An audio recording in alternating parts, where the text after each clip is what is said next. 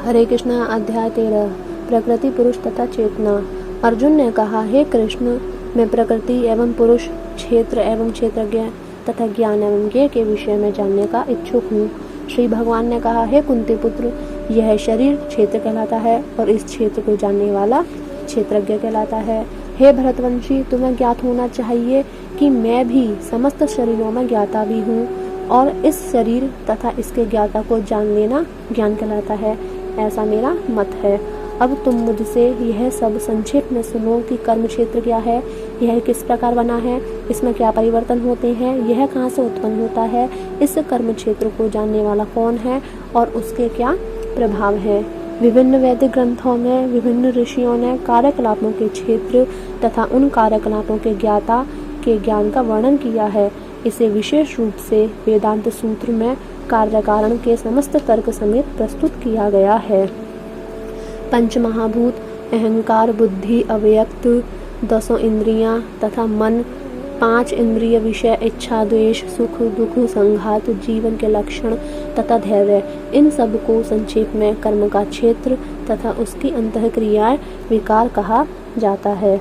विनम्रता, दंभहीनता, अहिंसा, सहिष्णुता, सरलता, प्रामाणिक गुरु के पास जाना, पवित्रता, स्थिरता, आत्मसंयम, इंद्रिय तृप्ति के विषयों का परित्याग, अहंकार का अभाव, जन्म, मृत्यु, वृद्धावस्था तथा रोग के दोषों की अनुभूति, वैराग्य, संतान, स्त्री, घर तथा अन्य वस्तुओं की ममता से मुक्ति, अच्छी तथा बुरी घटनाओं के प्रति संभाव, मेरे प्रति निरंतर अनन्य भक्ति, एकांत स्थान में रहने की इच्छा, जनसमूह से विलगाव, आत्म साक्षात्कार की महत्ता को स्वीकारना तथा परम सत्य की दार्शनिक खोज, इन सब को मैं ज्ञान घोषित करता हूँ और इनके अतिरिक्त जो भी है वह सब अज्ञान है। अब मैं तुम्हें ज्ञेय के विषय में बतलाऊंगा, जिसे जानकर तुम नित्य ब्रह्मा का आस्वादन कर सकोगे। यह ब्रह्मा या आत्मा जो अनादि है और जो मेरे अधीन है, इस भौतिक जगत के कार्य कारण से परे स्थित हैं। उनके हाथ, पांव, आँखें, सिर तथा मुंह तथा उनके कान सर्वत्र हैं। इस प्रकार परमात्मा सभी वस्तुओं में व्याप्त होकर अवस्थित हैं। परमात्मा समस्त इंद्रियों के मूल स्रोत हैं, फिर भी वे इंद्रियों से रहित हैं। वे समस्त जीवों के पालनकर्ता होकर भी अनासक्त हैं। वे प्रकृति के गुणों से परे हैं, फिर भी वे भौतिक प्रकृति के समस्त गुणों के स्वामी हैं। परम सत्य जड़ तथा जंगम समस्त जीवों के बाहर तथा भीतर स्थित है। सूक्ष्म होने के कारण वे भौतिक इंद्रियों के द्वारा जानने या देखने से परे हैं। यद्यपि वे अत्यंत दूर रहते हैं, किंतु हम सबों के निकट भी हैं। यद्यपि परमात्मा समस्त जीवों के मध्य विभाजित प्रतीत होते हैं, लेकिन वह कभी भी विभाजित नहीं है। वह एक रूप में स्थित है। यद्यपि वह प्रत्येक जीव का पालन करता है, लेकिन यह समझना चाहिए कि वे सबों का संहार करता है और सबों को जन्म देता है। वे समस्त प्रकाशमान वस्तुओं के प्रकाश स्रोत हैं। वे भौतिक अंधकार से परे हैं और अगोचर हैं। वे ज्ञान है, ज्ञेय है और ज्ञान के लक्ष्य हैं। वे सबके हृदय में स्थित हैं। इस प्रकार मैंने कर्म क्षेत्र अर्थात शरीर, ज्ञान तथा ज्ञेय का संक्षेप में वर्णन किया है। इसे केवल मेरे भक्त ही पूरी तरह समझ सकते हैं और इस तरह मेरे स्वभाव को प्राप्त होते हैं। प्रकृति तथा जीवों को अनादि समझना चाहिए। उनके विकार तथा गुण प्रकृति जन्य हैं।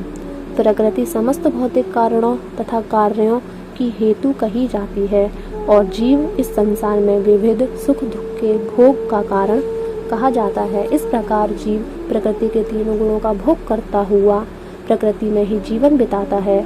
यह उस प्रकृति के साथ उसकी संगति के कारण है।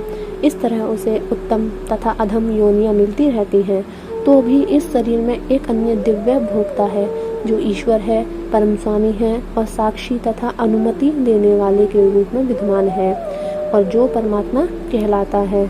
जो व्यक्ति प्रकृति, जीव तथा प्रकृति के गुणों की अंतःक्रिया से संबंधित इस विचारधारा को समझ लेता है, उसे मुक्ति की प्राप्ति सुनिश्चित है।